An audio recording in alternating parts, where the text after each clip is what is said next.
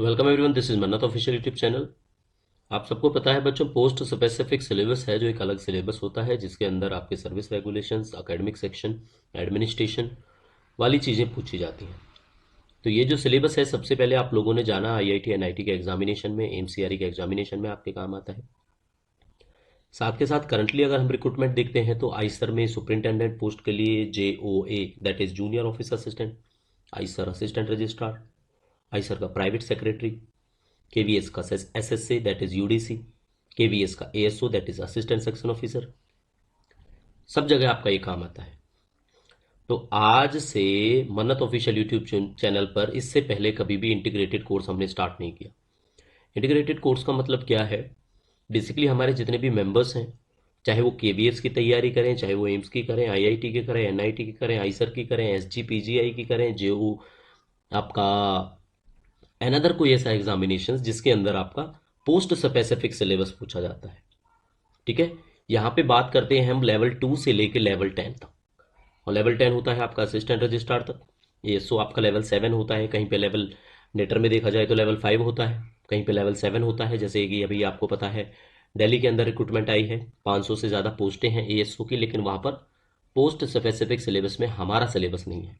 हमारा मतलब CCS rules and service regulations. तो आज से इंटीग्रेटेड कोर्स की शुरुआत है आप लोगों के लिए हम करने वाले हैं। इसको क्या नाम दिया है हमने? इसको नाम दिया है इंटीग्रेटेड CCS रूल्स कोर्स। इसके अंदर क्या होने वाला है?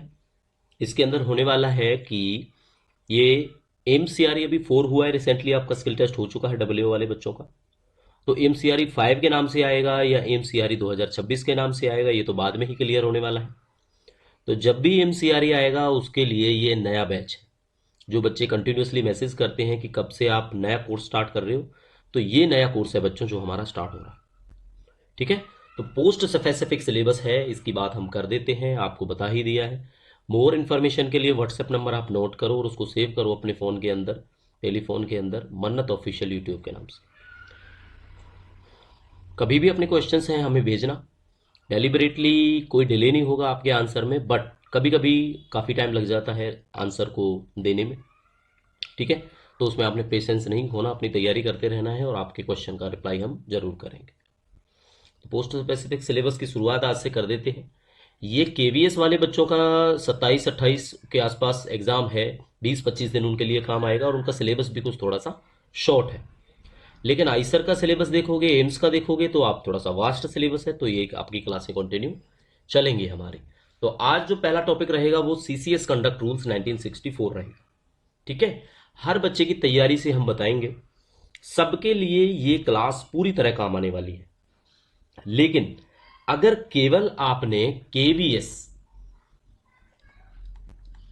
केवल आपने KVS SSA का एग्जाम देना है तो उसके अंदर कंडक्ट रूल, उसके अंदर जो कंडक्ट रूल आपसे पूछे गए हैं वो पूछे गए हैं रूल नंबर 1 से लेके 10 तक। ठीक है, एंड KVS का ASO जो एग्जाम है टीयर 2, इसके अंदर कंडक्ट रूल आपसे पूछा गया है। कंडक्ट रूल ये आपके बेसिक्स पूछा गया है। तो देखो, बेसिक्स वालों को है पूरी की पूरी क्लास लेनी चाहिए। कंडक्ट रूल 1 to 10 वालों के लिए 1 to 10 जब आपका खत्म हो जाता है उसके बाद एज पर सिलेबस आपको रिक्वायरमेंट नहीं पड़ेगी। ठीक है,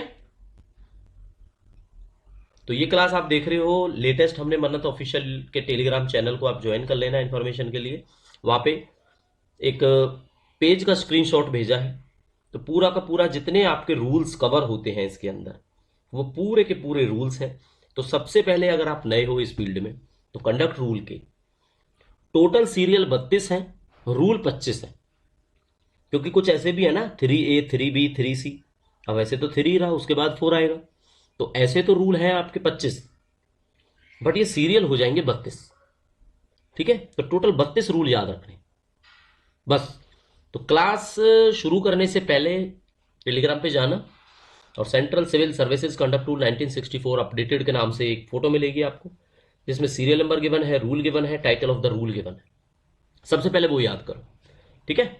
तो अगर वो पेज आपके सामने है या नहीं है तो हम आपको अब बताने वाले हैं इसके बारे में, ठीक है। तो यहां पे हम रूल लिखेंगे और यहां पे इसका टाइटल लिखेंगे। पुरानी जो हमारी क्लासें हैं वहां आपको टाइप्ड फॉर्म में मिल जाएगा ये सब कुछ, ठीक है। चलो 1 2 3, हाँ 3 तक ही करते हैं क्योंकि 3 के अंदर 3A आएगा, 3B आएगा, 3C आएगा।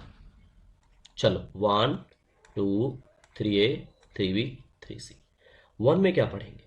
1 में कुछ भी है सबसे पहले टाइटल ही आता है, शॉर्ट टाइटल, ठीक है। इसको टाइटल के नाम से याद रखेंगे। इसमें ये किस पर अप्लाई होता है, कब से कमेंस हुआ, वहां पता लग जाएगा आपको इसके बारे में। दूसरा नंबर जो रूल है वो डेफिनेशंस है। केवीएस वाले बच्चे ध्यान देना, जिन्होंने एसएससी के लिए पढ़ना है उन्हें केवल रूल नंबर 10 तक याद रखना है, ठीक है। 3A के अंदर अब एक्चुअली 3 भी है, 3 यहाँ पे हम 3 भी लिख देते हैं। 3 में हम लोग पढ़ेंगे general.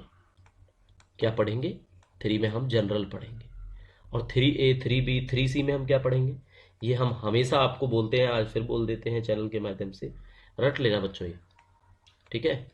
Promptness and courtesy.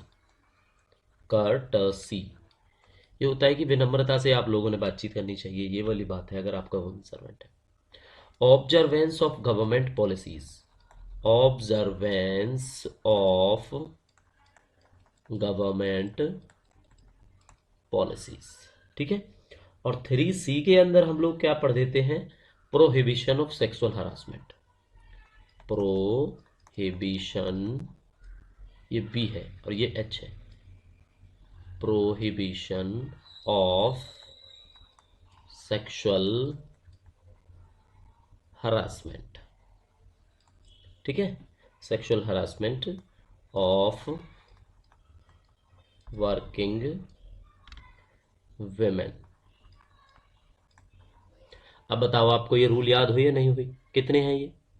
Serial देखा जाए तो ये आपके बनेंगे 1 2 3 4 5 6, 6 रूल बनेंगे, ठीक है। ये रूल नंबर 1, ये रूल नंबर 2, ये 3, ये 3A, ये 3B, ये 3C, 6 हो गए आपके। अभी तक आपने ये याद हो जाएंगे, आप एक बार पढ़ोगे फिर याद हो जाएंगे, ठीक है। 3 के बाद हम फिर लिख देते हैं, यहाँ पे रूल है, यहाँ पे रूल का टाइटल रहने वाला है। तो देखो रूल अब आपको 4 बताएंगे, फिर 5 बताएंगे, फिर 6 बताएंगे, फिर 7 बताएंगे, फिर 8 बताएंगे। तो देखो 4 के अंदर क्या है? 4 के अंदर है कि जो भी आपका नज़दीकी रिश्तेदार है उसको किसी कंपनी में या किसी फर्म में आप जॉब नहीं दे सकते, कि भाई वो आपका करीबी है, आप गवर्नमेंट एम्प्लॉय हो तो आप उसको एम्प्लॉयमेंट नहीं दे सकते, ऐसा प्रोविजन है। Employment of near relative, near relatives of government servant in companies और फर्म्स, ठीक है। 5 में क्या आता है आपका? Taking part in politics and election. Taking part in politics and elections, ठीक है। 6 नंबर रूल क्या कहता है? 6 नंबर रूल कहता है ज्वाइनिंग एसोसिएशंस के बारे में। Joining associations by government servant, ठीक है। रूल नंबर 7 क्या कहता है? रूल नंबर 7 कहता है डेमोन्स्ट्रेशन एंड स्ट्राइक्स के बारे में। डेमोन्स्ट्रेशंस एंड स्ट्राइक्स, ठीक है। रूल नंबर 8 कहता है taking part in politics and elections. ये तो पहले बोल दिया हमने, गलत तो हो गया लग रहा है। रूल नंबर 5 था taking part in politics and election, oh sorry, 8 की बात कर रहे हैं ना, तो 8 में आएगा आपका कनेक्शन विद प्रेस और अदर मीडिया।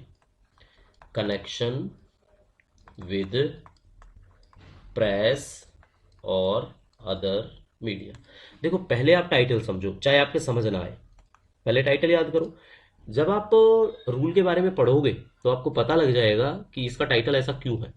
अब connection with press and other media क्यों है, इसका मतलब ये है कि आप गवर्नमेंट की तरफ से जवाबदेही नहीं हो तो आप मीडिया में या प्रेस में कुछ नहीं बताओगे सरकार के बारे में।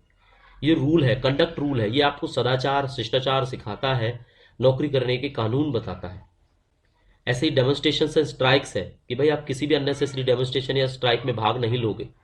हाँ, taking part in politics and election, आप कोई पार्टी ज्वाइन नहीं करोगे गवर्नमेंट एम्प्लॉय रहते हुए कि मैं कांग्रेस का एम्प्लॉय हूँ, मैं मेंबर हूँ, या मैं बीजेपी का मेंबर हूँ, या मैं किसी अनदर पार्टी का मेंबर हूँ, है ना। तो ये सारे कंडक्ट के दायरे में आते हैं। अगर राजनीति में भाग लेना है, taking part in politics, then सबसे पहले रेजिग्नेशन फ्रॉम गवर्नमेंट सर्विस। तो गवर्नमेंट सर्विस आपको छोड़नी पड़ेगी, चाहे आपको सरपंच ही बनना हो। ठीक है बच्चों, चलो अब ये याद रखना एसएससी वाले बच्चे, ठीक है। अब आपका थोड़ी देर में आपका सिलेबस का जो टाइटल है वो खत्म होने वाला है। तो ये बच्चों होगा 9 और आगे होने वाला है 10। ठीक है, 9 के अंदर क्या है, 9 के अंदर है criticism of government, criticism of government. ठीक है, 10 के अंदर क्या है, 10 के अंदर है एविडेंस बिफोर कमेटी। 10 के अंदर क्या है, एविडेंस बिफोर कमेटी। ये उन बच्चों के लिए है जो कहते हैं कि कब से आएगा नया बैच, तो ये नया बैच है। अब हमारी तरफ से आप एनआईटी पढ़ो, आईआईटी पढ़ो, एम्स पढ़ो, केवीएस पढ़ो, जो मर्जी पढ़ो, ठीक है। इंटीग्रेटेड क्लास है, इंटीग्रेटेड कोर्स है ये। Communication of official information, communication of official information. चलो 12 नंबर में क्या पढ़ते हैं हम, सब्सक्रिप्शंस के बारे में, सब्सक्रिप्शंस। ठीक है, 12 नंबर में। और 13 नंबर के अंदर हम गिफ्ट के बारे में पढ़ते हैं कि भाई आप ए क्लास एम्प्लॉई हो, कितने का गिफ्ट ले सकते हो, दे सकते हो, क्या प्रोविजन है, सब इसके अंदर आ जाता है। ठीक है, तो रूल नंबर 10 तक पढ़ना है। अगर आपने केवीएस का एग्जाम जो आने वाले टाइम में एंड ऑफ मार्च में है तो 10 नंबर तक आप याद रखेंगे। ठीक है बच्चों, और 10 तक जब हम डिस्क्राइब करेंगे वो पढ़ना है आपने, आगे आपको पढ़ने की जरूरत नहीं। ठीक है, बाकी चाहे रजिस्ट्रार वाले बच्चे हैं, चाहे डब्ल्यू वाले बच्चे हैं, या असिस्टेंट एएसओ, उनको सब ये बेसिक बेसिक सब पढ़ना है। ठीक है, चलो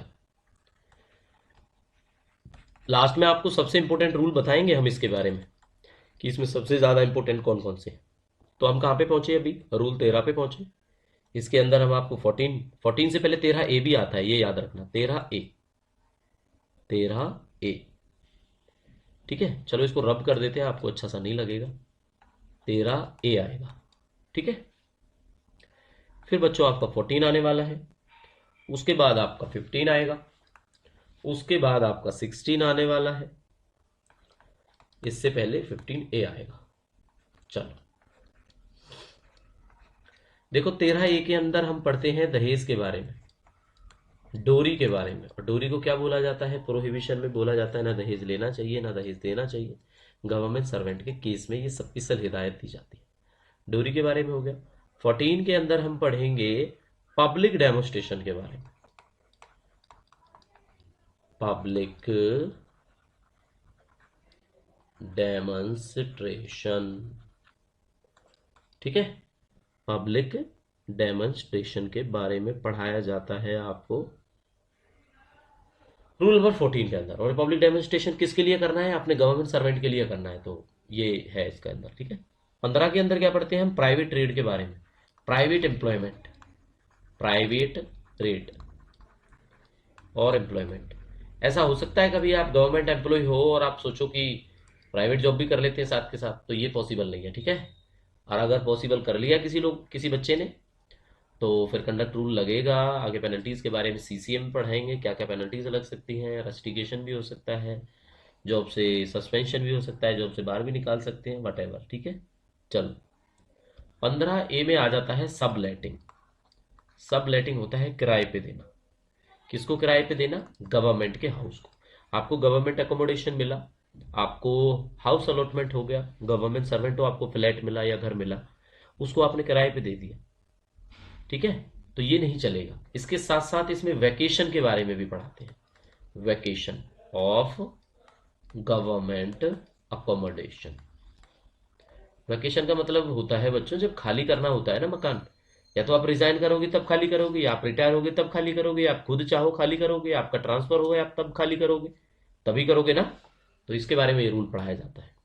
तो 15 तक आ चुके हैं हम, 25 तक जाना है हमने, तो पेशेंस रखो और पढ़ते चलो। 15 ये पढ़ा दिया, 16 पढ़ते हैं, 17 पढ़ते हैं और 18 पढ़ते हैं। 18 ए भी इसी के अंदर पढ़ लेते हैं। 16 के अंदर क्या होने वाला है बच्चों? 16 के अंदर इन्वेस्टमेंट के बारे में, इन्वेस्टमेंट, इन्वेस्टमेंट, लैंडिंग, बोरोइंग, क्या चीज़ आप ले सकते हो, क्या चीज़ आप जैसे लोन लेना होता है या देना होता है, ये सारी चीज़ें पढ़ाई जाती है। 17 के अंदर हम लोगों ने पढ़ना है इंसॉल्वेंसी के बारे में, इंसॉल्वेंसी, इंसॉल्वेंसी ये ई आएगा बच्चों, ठीक है। Insolvency and habitual indebtedness, habitual indebtedness. भाई किसी किसी को आदत हो ही गई है उसको कर्जे में रहना है, या किसी का भट्टा बैठ जाए उसको इंसॉल्वेंसी बोलते हैं, है ना। कहावत है ना, एक भट्टा बैठ जाना। इंसॉल्वेंसी का मतलब क्या होता है? दिवालियापन हो जाना, खाली हो जाना, लुट जाना सब। तो इसके बारे में भी पढ़ाया गया है इसके अंदर। 18 में हम प्रॉपर्टीज के बारे में पढ़ते हैं। प्रॉपर्टीज कौन कौन सी होती है? मूवेबल हो चाहे इमूवेबल हो, और तीसरे नंबर पे वैल्यूएबल होती है। Movable, immovable and valuable property. और 18 ए हम बिल्कुल भी इसके अंदर नहीं पढ़ाएंगे, जगह बचेगी नहीं, गलत हो जाएगा कुछ, है ना। चलो ठीक है जी, आगे चलते हैं। 18 के बाद 18 ए पढ़ाएंगे आपको। नेक्स्ट पे चलते हैं। देखो बच्चों, यहाँ पे रूल आएगा, यहाँ पे टाइटल आएगा। 18 ए पढ़ेंगे अब। 18 ए के बाद में 19 पढ़ेंगे और 20 पढ़ेंगे बस। इसके अंदर पढ़ो इनके टाइटल। 18 ए बहुत इंपॉर्टेंट है, जिसमें रेस्ट्रिक्शंस है कि भाई मूवेबल प्रॉपर्टी आपने आउटसाइड इंडिया या फॉरेनर्स के साथ में कैसे ट्रेड करना है, लेनी है नहीं लेनी है, नहीं लेनी है, ठीक है। Restrictions in relation to acquisition, restriction in relation to acquisition and disposal, and disposal of, and disposal of immovable property, immovable property outside India, ठीक है। 19 के अंदर हम क्या पढ़ते हैं? 19 में हम vindication of act and character of government servant के बारे में पढ़ते हैं। विंडिकेशन ऑफ एक्ट, किस एक्ट का विंडिकेशन होना है, क्या नहीं होना है, करेक्टर के बारे में, and character, character of government servant, ये पढ़ते हैं। और रूल नंबर 20 के अंदर क्या पढ़ते हैं? रूल नंबर 20 में बताया जाता है कि भाई नॉन ऑफिशियल्स को आपने इंफॉर्मेशन नहीं देनी। Canvassing of non official, non official, ठीक है।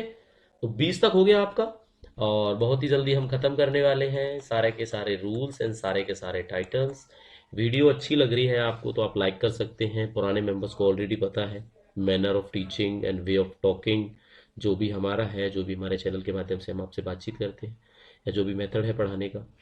जितने न्यू मेंबर्स हमसे जुड़े हैं, खासकर हमें उम्मीद है आईसर तिरुपति वाले बच्चे हमसे जुड़े हैं, और KVS के ASO और SSA के बच्चे जुड़े हैं, तो वो ज़रूर कमेंट सेक्शन में बता के जाना कि आप आईसर तिरुपति या KVS के लिए कौन से एग्ज़ाम की प्रिपरेशन कर रहे हैं, ठीक है। तो ये कमेंट कर देना प्लीज़ आप लोग। वीडियो अच्छी लगती है तो वीडियो को प्लीज़ बच्चों लाइक कर देना। आगे आने वाले हैं हम रूल नंबर 21 पर। 21 के बाद आपको रूल 22 बताएंगे, फिर 22A बताएंगे, और इसके अंदर बस इतना ही रहेगा, आगे फिर ख़त्म कर देंगे हम इसको। 21 में क्या होता है, मैरिज की रेस्ट्रिक्शंस के बारे में, रेस्ट्रिक्शंस रिगार्डिंग मैरिज। ब्रीफली बता देते हैं, इसमें यह है कि एक से ज़्यादा शादी नहीं करनी, ठीक है, एक से ज़्यादा शादी नहीं करनी, इसकी रेस्ट्रिक्शंस होती हैं। कब करनी है वो भी कंडीशंस बताई हुई हैं इसके अंदर। 22 में हम पढ़ेंगे कि इंटॉक्सिकेटिंग ड्रिंक्स का कंजप्शन नहीं करना, consumption of intoxicating drinks and drugs.